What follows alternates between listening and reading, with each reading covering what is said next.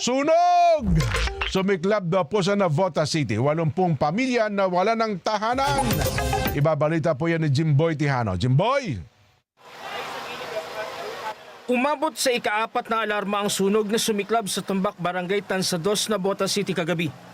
Tinatayang 80 pamilya ang nawala ng tahanan matapos matupok ang humigit kumulang 60 bahay, ayon sa Bureau of Fire Protection.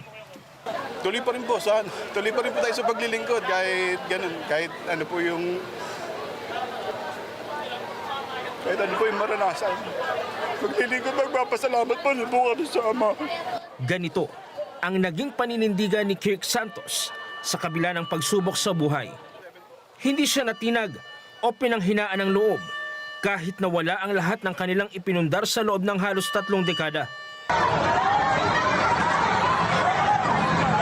Pasado 1:00 ng madaling araw nang sumiklab ang sunog. Dahil sa dikit-dikit na mga kabahayan, agad itong itinaas sa ika-4 na alarma bandang 12:00 ng hating gabi. Nagbayanihan ang ilang residente sa pag-iigib ng tubig upang tumulong sa mga bombero. Dahil naman sa makikitid na daan, kinailangang umakyat na ng mga bombero sa bubong ng ilang bahay upang maabot ang pinagmulan ng apoy. Sa aerial shot na kuha ng King Juan Moto, halos magliwanag ang buong paligid dahil sa lakas ng apoy.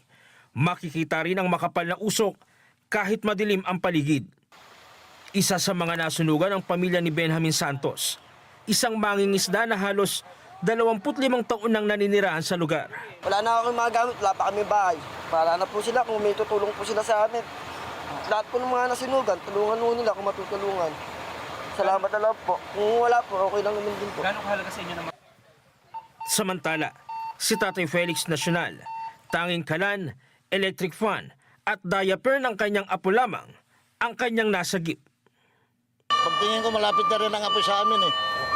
Wala na akong masabi ko, wala na akong magawa. Iniwan ko na lang yung mga damit ko. Kung rin naman ikaw masunog. Yan ang bahala masunog yung mga gamit. Basta masulba mo na yung sarili mo. Nung nagsisimula na po yung sunog, nanalangin na po kagad ako. Sabi ko sa kanya, huwag niyo po kami pababayaan. Yun lang naman po yung sinabi ko sa kanya. Hindi para mataranta.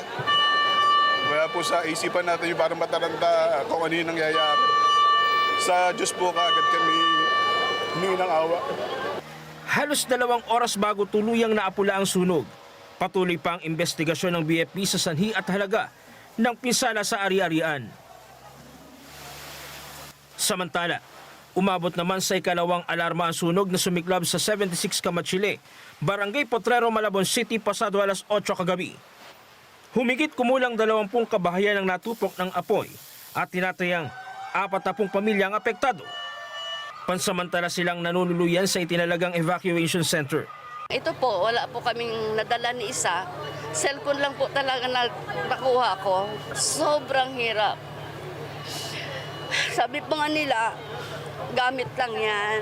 Makikita naman natin lahat. Mahanap pa, darating pa. Pero yung buhay po, napaka-importante po. Siguro pagsubok na rin po ng Panginoon, sana malagpasan po namin. Maawa po sa amin ng Ama.